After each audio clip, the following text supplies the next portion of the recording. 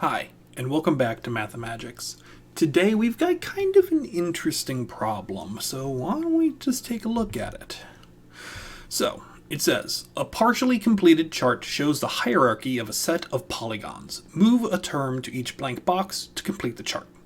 So, we need to talk about a couple things. So we have the two that are filled in. Number one is a polygon. Okay, so we know what a polygon is. That's just, a shape with sides. Poly, meaning many, gon, sides, many sides. I'm not an etymologist.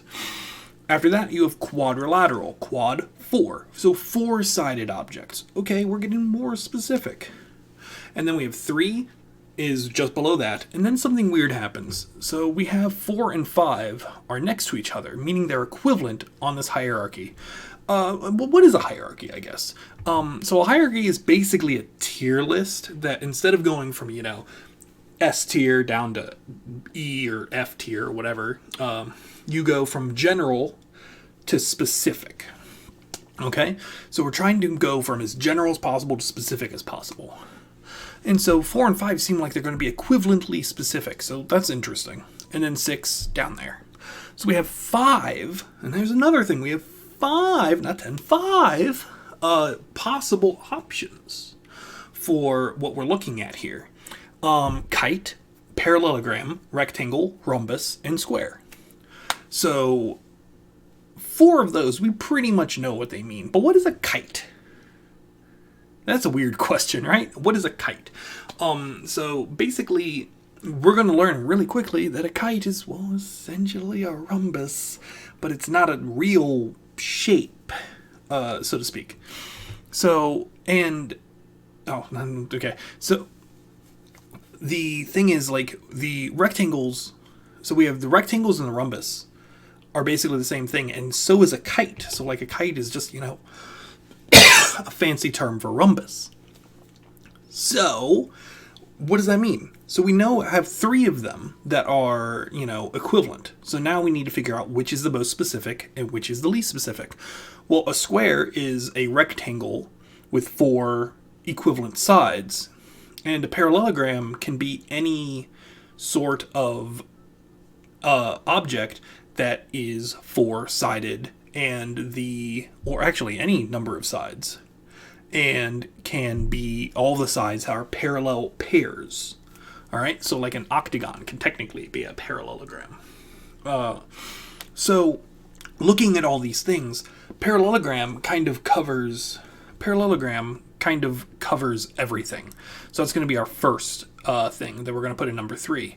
And then we've kind of said that these are equivalent to each other. Okay? And that means that these can go into 4 and 5. And I should just show you the answer at this point.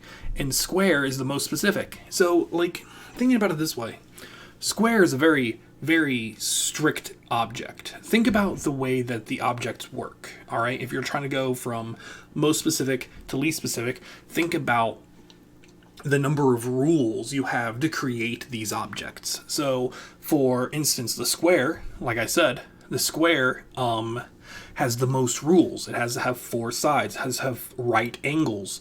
All the sides have to be equivalent to each other. Where a rectangle, you still have to have the 4 sides, and you still have to have the 4 parallel sides, and you still have to have right angles, but they can be of different lengths.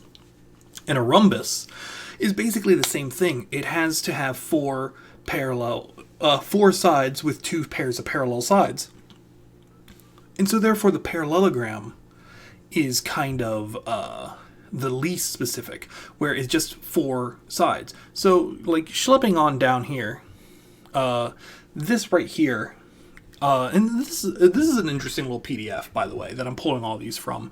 You can get this off of the Ohio Department of Education website, and basically they're the item release scoring guides, and that's where all of these problems are being pulled from.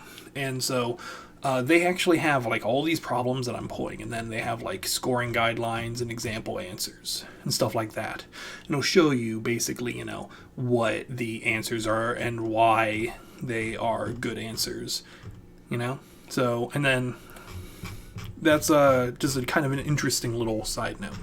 So yeah, so filling it out, like you notice it says boxes 4 and 5 can be switched because it doesn't matter what order they go in, but each question is only 1 point. There are very few. I don't think there are any, if there are any at all, questions that have partial credit. So that's something that we'll talk about later if we find one that can have partial credit. I haven't seen one yet, but you have to have everything correct or you don't get anything at all. All right, so just keep that in mind in the future. So like looking at this, like go from the most rules at the bottom to the least rules you have at the top, and hopefully that will get you to where you need to go. This is kind of a weird one. I don't really have a lot of math to talk about in this episode, but we did get to cover a little bit of kind of like, where are these coming from? Like, how do I know these are going to be the, specific problems we're going to see on the Ohio State test? And here's your fun fact of the day. Let's say you're not in Ohio and you're watching. Hello, by the way. Welcome. And if you are, then these problems are examples from previous tests in Ohio, but your test is probably made by a very similar group of people. So hopefully these will be similar to those types of problems. And also, these are just good kind of like thinking about it.